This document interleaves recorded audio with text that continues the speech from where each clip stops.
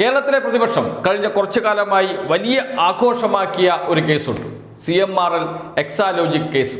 കേരളത്തിലെ പ്രതിപക്ഷം എന്ന് വെച്ചാൽ മാധ്യമങ്ങൾ, UDF, BJP അടക്കം എല്ലാവരും ഒത്തുചേർന്ന് വലിയ ആഘോഷമാക്കിയ കേസ്. മാസപ്പടി കേസ് എന്നാണ് മാധ്യമങ്ങൾ ഇതിനെ വിശേഷിപ്പിക്കാറ്. കോൺഗ്രസ് നേതാക്കളും BJP നേതാക്കളും എപ്പോഴും പറയുന്നതും മാസപ്പടി കേസ് എന്നാണ്. എന്ന് വെച്ചാൽ കാര്യം പ്രേക്ഷകർക്ക് മനസ്സിലായിട്ടുണ്ടാകും. മുഖ്യമന്ത്രിയുടെ മകളെ ഉൾപ്പെടുത്തിയ കേസാണ്. ഈ കേസിനെ സംബന്ധിച്ച് CMRL ഒരു ഹർജി നൽകിയിരുന്നു ദില്ലി ഹൈക്കോടതിയിൽ. SFIOയുടെ അന്വേഷണം മുന്നോട്ട് കൊണ്ടുപോകാൻ പാടില്ല, അന്വേഷണം സ്റ്റേ ചെയ്യണമെന്നാവശ്യപ്പെട്ടുകൊണ്ട്. നേരത്തെ ആദായ നികുതി വകുപ്പിന്റെ ഇന്ററിം സെറ്റിൽമെന്റ് ബോർഡ് സെറ്റിൽ ചെയ്ത ഒരു ഇഷ്യൂ ആണ്, ഒരു പ്രശ്നമാണ്. ആ പ്രശ്നത്തിൽ വീണ്ടും ഒരു അന്വേഷണം. കേന്ദ്ര സർക്കാരിന്റെ ഒരു ഏജൻസി അന്വേഷിച്ചു, വീണ്ടും മറ്റൊരു ഏജൻസി അന്വേഷിക്കുന്നത് നിയമപരമല്ല. അതുകൊണ്ട് അന്വേഷണം സ്റ്റേ ചെയ്യണം എന്നായിരുന്നു CMRL ദില്ലി ഹൈക്കോടതിയിൽ നൽകിയ ഹർജിയിൽ ആവശ്യപ്പെട്ടത്. ഹർജി ഫയൽ സ്വീകരിച്ച ജസ്റ്റിസ് സുബ്രഹ്മണ്യ പ്രസാദ് കേസ് വിശദമായി കേൾക്കാൻ തീരുമാനിച്ചു. വാദം കേൾക്കുന്നതിന് ഇടയിൽ അന്വേഷണം സ്റ്റേ ചെയ്യുന്ന ഘട്ടത്തിലെത്തിയപ്പോഴാണ് SFIയുടെ അഭിഭാഷകൻ കോടതിക്ക് വാക്കാലൊരു ഉറപ്പ് നൽകുന്നത്. അന്വേഷണം തുടരട്ടെ, കുറ്റപത്രം സമർപ്പിക്കില്ല. വാക്കാൽ നൽകിയ ഉറപ്പാണ്. വാക്കാൽ നൽകിയ ഉറപ്പ് പരിഗണിച്ചുകൊണ്ട് അന്വേഷണം മുന്നോട്ട് കൊണ്ടുപോകാൻ ഹൈക്കോടതി ഉത്തരവിട്ടു. എന്താണ് ഉറപ്പ്? കുറ്റപത്രം സമർപ്പിക്കില്ല. കുറ്റപത്രം സമർപ്പിക്കുന്നത് കോടതിയുടെ അന്തിമ വിധിക്ക് അനുസരിച്ചായിരിക്കും, ദില്ലി ഹൈക്കോടതിയുടെ അന്തിമ വിധിക്ക് അനുസരിച്ചായിരിക്കും. അതിന് തയ്യാറാണ് എന്ന് SFIയുടെ അഭിഭാഷകൻ കോടതിയെ അറിയിച്ചു. അഭിഭാഷകന്റെ ഉറപ്പ് പരിഗണിച്ചാണ് അന്വേഷണം തുടരാൻ ഹൈക്കോടതി അനുമതി നൽകിയത്. എന്നാൽ ഈ ഉറപ്പ് ലംഘിച്ചുകൊണ്ട് SFIO എറണാകുളത്തെ വിചാരണ കോടതിയിൽ കുറ്റപത്രം സമർപ്പിച്ചു. ആ കുറ്റപത്രം ഇപ്പോൾ ഹൈക്കോടതി സ്റ്റേ ചെയ്തിരിക്കുകയാണ്. നടപടികൾ 4 മാസത്തേക്ക് സ്റ്റേ ചെയ്തിരിക്കുകയാണ്. അത് അതിൻ്റെ ഭാഗത്ത് നടക്കുന്നുണ്ട്. പക്ഷേ കോടതിക്ക് നൽകിയ ഉറപ്പ് ലംഘിച്ചു എന്നതാണ് പ്രധാന പ്രശ്നം. പിന്നീട് ജസ്റ്റിസ് സുബ്രഹ്മണ്യ പ്രസാദിൽ നിന്ന് കേസ് ചീഫ് ജസ്റ്റിസിലേക്ക് എത്തുകയും ചീഫ് ജസ്റ്റിസ് വാദം കേൾക്കുന്ന ഘട്ടത്തിൽ SFIOയ്ക്ക് എതിരെ CMRL അഭിഭാഷകൻ ഇക്കാര്യം ചൂണ്ടിക്കാണിക്കുകയും ചെയ്തു. കുറ്റപത്രം സമർപ്പിക്കില്ല എന്ന് വാക്കാൽ കോടതിയെ അറിയിച്ചതാണ്, അത് ലംഘിച്ചു SFIO എന്ന്. പക്ഷേ ചീഫ് ജസ്റ്റിസിന്റെ ബെഞ്ചിലല്ല ഉറപ്പ് നൽകിയത് സുബ്രഹ്മണ്യ പ്രസാദിന്റെ ബെഞ്ചിലാണ്. അതുകൊണ്ട് ചീഫ് ജസ്റ്റിസ് ഈ കേസ് സുബ്രഹ്മണ്യം പ്രസാദിന്റെ ബെഞ്ചിലേക്ക് തിരിച്ചയക്കുകയും ഈ കാര്യത്തിൽ വ്യക്തത വരുത്താൻ തീരുമാനിക്കുകയും ചെയ്തു, ആവശ്യപ്പെടുകയും ചെയ്തു.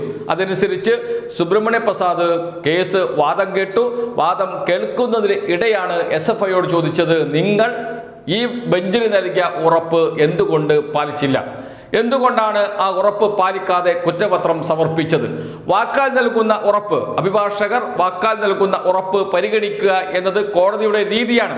നിങ്ങൾ അത് എന്തിന് ലംഘിച്ചു എന്ന് പറയുകയും കുറ്റപത്രം സമർപ്പിക്കില്ല എന്ന് SFIയുടെ അഭിഭാഷകൻ വാക്കാൽ അറിയിച്ചിരുന്നുവെന്ന് രേഖപ്പെടുത്തി justice Subrahmanya Prasad case chief ജസ്റ്റിസിന്റെ ബെഞ്ചിലേക്ക് അയക്കുകയും ചെയ്തു.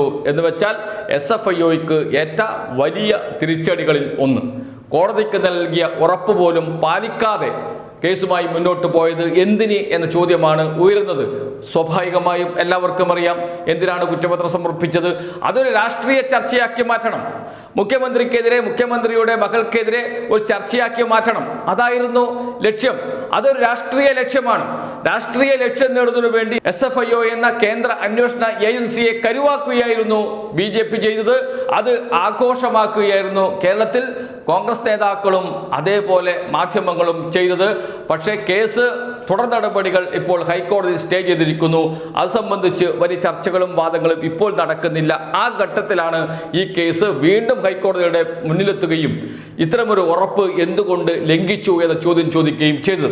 അന്വേഷണം അന്ന് തന്നെ സ്റ്റേ ചെയ്യേണ്ടതായിരുന്നു. അത്രമാത്രം ഈ കേസിൽ ഒരു കാര്യവുമില്ല എന്ന് ഹൈക്കോടതിക്ക് ബോധ്യപ്പെട്ടതുമാണ്. പക്ഷേ SFIO ഒരു നിലപാടെടുത്തു, അന്വേഷണം നടക്കട്ടെ, എന്തെങ്കിലും പ്രശ്നങ്ങളുണ്ടോ എന്ന് കണ്ടെത്താമല്ലോ.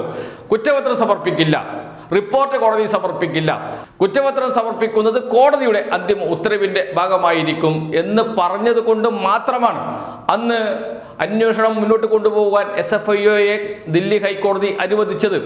ആ ഉറപ്പാണ് ഇപ്പോൾ ലംഘിച്ചത്. എന്തിന് ലംഘിച്ചു, എന്തുകൊണ്ട് ലംഘിച്ചു എന്ന് പറയണം. അത്തരമൊരു ഉറപ്പ് കോടതിക്ക് നൽകിയിരുന്നു SFIയുടെ അഭിഭാഷകൻ എന്ന് വ്യക്തമാക്കി അന്ന് ബെഞ്ചിലുണ്ടായിരുന്ന ജസ്റ്റിസ് സുബ്രഹ്മണ്യം പ്രസാദ്. അത് രേഖപ്പെടുത്തിയാണ് ഇപ്പോൾ അദ്ദേഹം കേസ് ചീഫ് ജസ്റ്റിസിന്റെ ബെഞ്ചിലേക്ക് വിട്ടിരിക്കുന്നത്. എന്ന് വെച്ചാൽ SFIO വഞ്ചന കാട്ടി എന്നും SFIO കോടതിക്ക് നൽകിയ ഉറപ്പ് ലംഘിച്ചു എന്ന്. സ്വാഭാവികമായും കേസിനെ ബാധിക്കുന്ന പ്രധാനപ്പെട്ട കാര്യങ്ങളിൽ ഒന്നാണ്. എന്തുകൊണ്ടാണ് ഇത്ര ധൃതി പിടിച്ച് കുറ്റപത്രം സമർപ്പിച്ചത് എന്ന ചോദ്യമൊക്കെ അവിടെ ഉയരുന്നുണ്ട്. നേരത്തെ പറഞ്ഞതുപോലെ അത് പ്രതിപക്ഷത്തിന്റെ കയ്യിലേക്ക് കൊടുക്കാനുള്ള ഒരു ആയുധമാക്കി മാറ്റുകയാണ് ചെയ്തത്. കഴിഞ്ഞ 5 വർഷത്തെ ഒന്നാം പിണറായി സർക്കാർ, പിന്നീട് 4 വർഷം രണ്ടാം പിണറായി സർക്കാർ ഒരു ആരോപണം പോലും കൊണ്ടുവരുവാൻ, തെളിവിന്റെ അടിസ്ഥാനത്തിൽ കൊണ്ടുവരുവാൻ കഴിഞ്ഞിട്ടില്ല കേരളത്തിലെ പ്രതിപക്ഷത്തിന്. എന്ന് വെച്ചാൽ UDFന്, മാധ്യമങ്ങൾക്ക്, അതോടൊപ്പം തന്നെ BJPക്ക്. ആ ജാള്യത മറക്കാൻ അവസാനം കിട്ടിയ ഒരു കച്ചിത്തുരുമ്പ് അത് കത്തിച്ചു നിർത്താനുള്ള ശ്രമമാണ് SFIOയെ ഉപയോഗിച്ചുകൊണ്ട് കേന്ദ്ര സർക്കാർ ചെയ്തത്. അതാണ് ഇപ്പോൾ പൊളിഞ്ഞ് താഴെ വീണിരിക്കുന്നത്.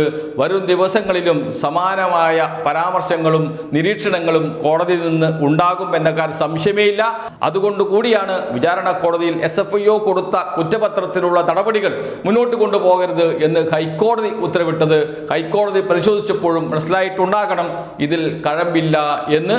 അതുതന്നെയാണ് ഇനിയിപ്പോൾ ദില്ലി കോടതിയിൽ നിന്നും വരാനുള്ളത്. എന്ന് വെച്ചാൽ കേരളത്തിലെ പ്രതിപക്ഷത്തിന്റെ കയ്യിലേക്ക് കേന്ദ്ര സർക്കാർ നൽകിയ ഒരു കച്ചിത്തുരുമ്പ് കൂടി ഇതാ നഷ്ടപ്പെടുന്നു എന്നർത്ഥം. കഴിഞ്ഞ 9 വർഷക്കാലത്തെ LDFന്റെ ഭരണത്തിൽ ഒരു അഴിമതി ആരോപണവും പോലും ഉന്നയിക്കാൻ കഴിയാത്ത പ്രതിപക്ഷത്തിന്റെ ഗതി, അവസാനം കിട്ടിയ കച്ചിത്തുരുമ്പും അതേ ഗതിയിലേക്ക് തന്നെ പോവുകയാണ് എന്നർത്ഥം.